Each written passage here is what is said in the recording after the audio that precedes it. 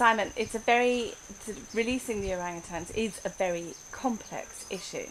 Um, just how many different components are there that make up this ideal scenario that we're working towards? Okay, so to release the orangutans, we have to work in a number of different stages. First, we have to find the suitable land, then we have to secure it to make sure it's going to be safe for the long term. Then we've got to choose the right orangutans to release, and when we finally release them, we have to monitor them to make sure they're healthy and surviving. So it's not simple at all, and it takes a long time as well. This has taken us 5 years up to now. You know, we've been looking for land, we've been doing surveys and trying to find somewhere that is going to stay forested, and the local people are going to protect it, and the orangutans are going to be safe for the long term.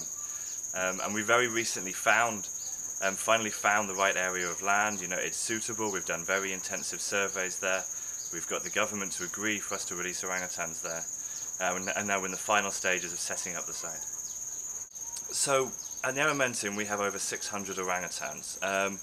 They came into us in different stages of health, different stages of ability. Some had spent 5-6 years in the wild. Some of them had been taken from the wild when they were only babies. So they have different abilities and different skill sets to survive in the wild. We assess all our orangutans to make sure they are capable of finding food by themselves, of moving through the trees, and they can make a nest at night.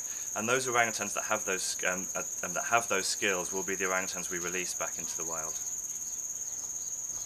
Probably the most important part of this whole process is the post-release monitoring. Once we release them back into the forest, we have to follow them every day to make sure they're healthy and finding food by themselves. We're going to be using radio tracking to find them. This is a very novel method that hasn't been used before by the Boss Foundation. And we're going to be tracking these animals for 2 to 5 years to make sure that they are healthy and stay well in the wild.